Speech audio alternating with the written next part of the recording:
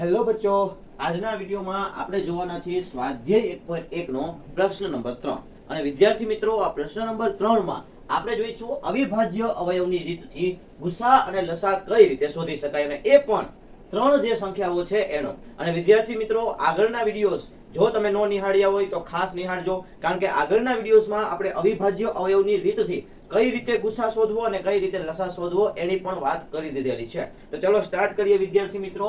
પ્રશ્ન નંબર 3 માં દાખલા નંબર 1 જેમાં 12, 15 અને 21 નો આપણે અવિભાજ્ય અવયવની રીતથી ગુસા અને લસા શોધવાનો છે. તો ચાલો વિદ્યાર્થી મિત્રો ઝડપથી જોઈએ. આપણે 12 જે છે એના અવિભાજ્ય અવયવ, એવી જ રીતે 15 ના અવિભાજ્ય અવયવ અને એવી જ રીતે 21 ના અવિભાજ્ય અવયવ દળી અને આ જે અવિભાજ્ય અવયવ છે એના ઉપરથી આપણે ગુસા અને લસા સરળતાથી નક્કી કરતા હતા. ચલો જોઈએ આ 12 છે એના અવિભાજ્ય અવયવ. તો 2 6 12, 2 તરી 6 અને 3 એકુ 3. તો વિદ્યાર્થી મિત્રો સાવ સીડી જે છે સરળ છે અને ધોરણ 6 માં તમે આ વસ્તુને ભણી ગયા છો. ચલો એ જ રીતે આપણે જોઈએ 15 જે છે એની સીડી. તો 15 ની સીડી તો સાવ નાની અને નજુકડી છે, સાવ નાની છે. 3 5 15 અને 5 એકુ 5, કારણ કે અહીંયા બે વડે ભાગ ચાલતો નથી. એવી જ રીતે ચલો આપણે 21 ની સીડી જોઈએ.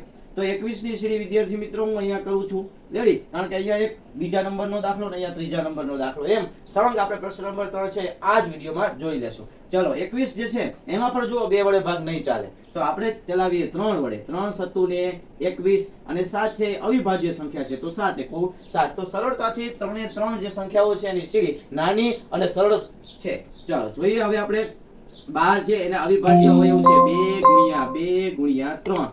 એવી જ રીતે 15 ના આપણને અવિભાજ્ય અવયવ વિદ્યાર્થી મિત્રો મળે છે 3 ગુણ્યા 5 રેડી. અને એવી જ રીતે આપણને 21 જે છે એના પણ કંઈક અવિભાજ્ય અવયવ મળે છે 3 સત્તુ ને 21 એટલે કે 3 ગુણ્યા 7. ચાલો હવે આપણે જોઈએ વિદ્યાર્થી મિત્રો ફર્સ્ટ ઓફ ઓલ ગુસા. તો ગુસા કઈ ત્રણ સંખ્યા છે આપણી પાસે? તો કે 12, 15 અને 21. જો તમે આગળના વિડીયોઝ જોયા હશે તો મેં ખાસ એક સૂચના આપી છે કે તમે જે સંખ્યાઓનો ગુસા શોધતા હોય એ સંખ્યાઓને હંમેશા કાઉન્સમાં લખવાનું રાખો. ચલો આનો ગુસા આપણે શોધવાનો છે. તો ગુસા એટલે શું? દરેકમાં હોય એવો સામાન્ય અવયવ આપણે પસંદ કરવાનો છે, એ આપણો ગુસા થશે. તો વિદ્યાર્થી મિત્રો અહીંયા 3 જે છે એ અવિભાજ્ય અવયવ ત્રણેય સંખ્યામાં છે, એટલા માટે અહીંયા આપણો ગુસા વિદ્યાર્થી મિત્રો થશે 3. ચલો એવી જ રીતે આપણે શોધીએ હવે આ ત્રણે ત્રણ સંખ્યાનો લસા રેડી. તો ચલો લખીએ લસા.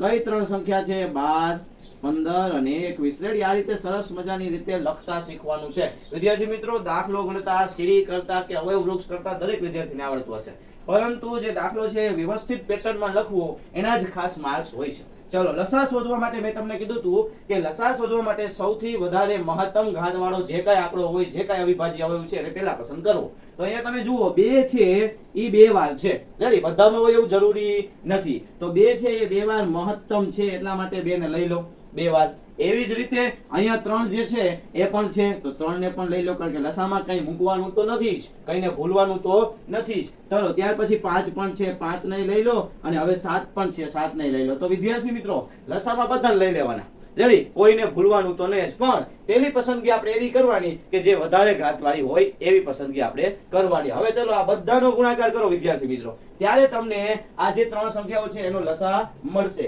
રેડી. તો આનો લસા જે છે વિદ્યાર્થી મિત્રો જ્યારે તમે ગુણાકાર કરશો ત્યારે એનો લસા મળશે 420 રેડી. તો આ બધાનો જે ગુણાકાર છે તમારે ખાસ તમારા રફ નોટમાં કરવાનો છે. જો હું અહીંયા કરીશ તો વિડીયો જે છે થોડો લાંબો પડી જશે, એટલા માટે હું ડાયરેક્ટ જવાબ લખું છું. તો લસા તમને મળશે વિદ્યાર્થી મિત્રો 420. આ જ રીતે હવે આપણે દાખલો ગણીએ વિદ્યાર્થી મિત્રો બીજા નંબરનો. એમાં પણ આ જ પેટર્ન વાપરવાની, પરંતુ આ 17, આ 23 અને આ 29 આ ત્રણે ત્રણ સંખ્યાઓ છે વિદ્યાર્થી મિત્રો, એ તમે જોઈતા જ કહી શકો કે આ ત્રણે ત્રણ જે સંખ્યાઓ છે એ કેવી સંખ્યાઓ છે? અવિભાજ્ય સંખ્યાઓ છે. 17 છે એ પણ કોઈના પાડામાં નહીં આવે, 23 છે એ પણ કોઈના પાડામાં નહીં આવે અને 29 છે એ પણ કોઈના પાડામાં આવતી નથી. એનો મતલબ એવો છે કે 17, 23 અને 29 ની કોઈ સીડી કરવાની જરૂર જ નથી વિદ્યાર્થી મિત્રો. જુઓ આ 17 છે એના અવિભાજ્ય અવયવ રેડી. આ 17 છે એના અવિભાજ્ય અવયવ તો તમને ડાયરેક્ટ જ મળશે, કારણ કે 17 એકુ 17 થાય, સીડીની કોઈ જરૂર જ નથી વિદ્યાર્થી મિત્રો રેડી. એવી જ રીતે 23 છે તો 23 ના અવિભાજ્ય અવયવ થાય 23 ગુણ્યા 1, 23 એકુ 23. એવી જ રીતે આપણે જોઈએ તો 29 અવિભાજ્ય છે એટલે 29 એકુ 29. મેં કીધું હતું કે અવિભાજ્ય અવયવ, અવિભાજ્ય સંખ્યા એને માત્ર ને માત્ર બે જ અવયવ હોય છે. રેડી? તો આ જે અવિભાજ્ય સંખ્યાઓ છે એના અવિભાજ્ય અવયવ તમને બે જ મળશે, એકી સંખ્યા પોતે અને એક એકડો. રેડી? તો ચલો હવે આપણે શોધીએ અવિભાજ્ય સંખ્યાનો ગુસાઅ. રેડી? જે સંખ્યાનો ગુસા આપણે શોધતા હોય એને હંમેશા કૌંસમાં લખવી. ચલો અને કૌંસમાં મેં લખી નાખી છે. હવે જુઓ વિદ્યાર્થી મિત્રો, ગુસા તમને શું મળે છે? તો જ્યારે પણ અવિભાજ્ય સંખ્યા હોય ત્યારે એનો ગુસા હંમેશા ને હંમેશા એક જ મળે. આવું પણ તમને મેં આગળના વિડીયોઝમાં કહી દીધેલું છે. ખાસ જોજો આગળના વિડીયોઝ, જો તમે નો નિહાળ્યા હોય તો. અને ખાસ આ દરેક વિડીયો જે છે એ મોસ્ટ ઇમ્પોર્ટન્ટ છે વિદ્યાર્થી મિત્રો તમારી એક્ઝામ માટે. રેડી? ચલો અહીંયા ગુસા થશે એક, કારણ કે દરેક સંખ્યા એ અવિભાજ્ય સંખ્યા છે. ત્યાર પછી જોઈએ વિદ્યાર્થી મિત્રો લસાઅ. તો આ લસા જે છે એના વિશે પણ આપણે એ જ વિડીયોમાં વાત કરેલી કે લસા જે છે એ તમને શું મળે જ્યારે તમારી પાસે અવિભાજ્ય સંખ્યા હોય ત્યારે. તો વિદ્યાર્થી મિત્રો લસા તમને મળે એ જ સંખ્યાઓનો ગુણાકાર, એટલે કે 17, 23 અને 29. આ ત્રણે ત્રણ સંખ્યાનો તમે ગુણાકાર કરશો એટલે તમારી પાસે વિદ્યાર્થી મિત્રો લસા આવી જશે. તો ચાલો કરો ગુણાકાર વિદ્યાર્થી મિત્રો, અને તમારી પાસે લસા આવશે 11,339 સમથિંગ છે. ચલો 11,339 આ તમારો મળશે વિદ્યાર્થી મિત્રો લસા. ગુણાકાર ખાસ કરજો વિદ્યાર્થી મિત્રો, કારણ કે જેથી કરી અને તમારા ગુણાકારમાં કેટલી ચોકસાઈ છે એ તમને ખબર પડશે. ચલો ત્યાર પછી જોઈએ વિદ્યાર્થી મિત્રો ત્રીજા નંબરનો દાખલો. રેડી? મારી પાસે થોડીક સ્પેસ જે છે એ ઓછી છે એટલા માટે આ રીતે થશે. ચલો 8 જે છે એના પણ આપણે પહેલા અવિભાજ્ય અવયવ પાડશું. એવી રીતે 9 છે એના પણ આપણે અવિભાજ્ય અવયવ પાડશું. અને એવી રીતે 25 જે છે એના પણ આપણે અવિભાજ્ય અવયવ પાડશું. રેડી? જ્યારે નાની સંખ્યાઓ હોય ત્યારે તમે આ રીતે અવિભાજ્ય અવયવ ડાયરેક્ટ પણ લખી શકો. રેડી? પણ આ જસ્ટ આપણા પાસે સીડી હોય તો સરળતાથી તમને સમજાઈ જાય. ચાલો 2 ચોક 8, 2 દુ 4 અને 2 એકુ 2. રેડી? હવે આપણે નાના તો છીએ નહીં, આ દરેક સીડીઓ જે છે એ ડાયરેક્ટ તમને સરળતાથી આવડે. ચલો એવી જ રીતે 9 છે તો 3 તરી 9 અને 3 એકુ 3. સાવ સિમ્પલ છે. ચાલો એવી જ રીતે 25, તો 25 માં તો ખબર છે વિદ્યાર્થી મિત્રો 25 25 25 અને 5 એકુ 5. તો આ રીતે તમને 8, 9 અને 25 જે છે એના અવિભાજ્ય અવયવ મળશે. ચલો હવે લખી નાખીએ. 8 છે એના અવિભાજ્ય અવયવ 2 ગુણ્યા 2 ગુણ્યા 2 એટલે કે 2 ની 3 ઘાત. સિમ્પલ. એવી જ રીતે 9 છે એના અવિભાજ્ય અવયવ તો 3 ગુણ્યા 3, કારણ કે 3 નો વર્ગ એટલે જ 9 અને 3 અવિભાજ્ય છે. એવી જ રીતે 25, તો 25 માં પણ એમ 5 નો વર્ગ એટલે 5 ગુણ્યા 5.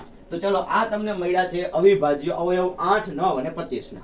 હવે આપણે 8, 9 અને 25 છે એનો લસા અને એનો ગુસા આપણે શોધવાનો છે. તો ચલો જોઈએ વિદ્યાર્થી મિત્રો ગુસાઅ. જે સંખ્યાઓ આપણને દીધી છે 8, 9 ને 25 એને કૌંસમાં ફરજિયાત લખવાના થશે.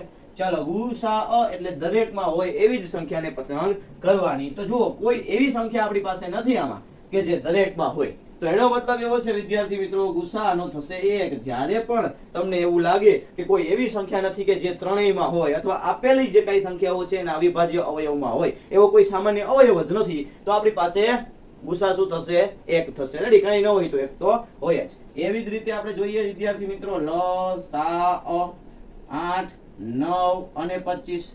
ચલો આનો જોઈએ વિદ્યાર્થી મિત્રો લસા. તો લસા એટલે તમને હવે ખબર પડી ગઈ છે, વધારે વાર હોય એને પેલી પસંદગી આપવાની. તો 2 છે એ જો અહીંયા 3 વખત છે તો એને પેલા પસંદગી આપી દો. ચાલો એવી જ રીતે કઈને મૂકવાનું તો નહીં જ. તો હવે 3 ને જુઓ, 3 અહીંયા કેટલી વાર છે? 2 વાર. હાલો 3 2 વાર. અને 5 કેટલી વાર છે? 2 વાર. તો 5 2 વાર લઈ લો, બધાનો કરી નાખો ગુણાકાર એટલે તમને મળી જશે લસા. ચલો ફટાફટ વિદ્યાર્થી મિત્રો લસા જે છે એના માટે ગુણાકાર કરો. તો લસા વિદ્યાર્થી મિત્રો અહીંયા તમને મળશે 1800. રેડી? આ 1800 જે છે એ તમને મળશે 8, 9 અને 25 નો લસા. તો વિદ્યાર્થી મિત્રો આ રીતે તમે પ્રશ્ન નંબર 3 છે એમાં અવિભાજ્ય અવયવની રીતથી ગુસા અને લસા સરળતાથી શોધી શકો છો. અને ખાસ વિદ્યાર્થી મિત્રો અહીંયા દાખલાના એન્ડિંગમાં માટે તેથી આમ કરી અને જે તમે શોધેલું છે એ ટૂંકમાં દર્શાવી આપો. રેડી? જેથી કરીને જે આપણો નિરીક્ષક છે, જે પેપર નિરીક્ષક છે, રેડી, એ પેપર નિરીક્ષકને ડાયરેક્ટ જ ખબર પડી જાય કે એમની પાસે દરેક પ્રશ્નમાં જવાબ શું છે, લસા અને ગુસા શું છે, જેથી કરી અને દાખલો છે આપણો સરળતાથી જોઈ અને આપણને પૂરા માર્ક્સ જે છે આપી શકે. રેડી? થેન્ક યુ વિદ્યાર્થી મિત્રો. હવે આપણે મળશું નેક્સ્ટ વિડીયોમાં પ્રશ્ન નંબર 4 સાથે.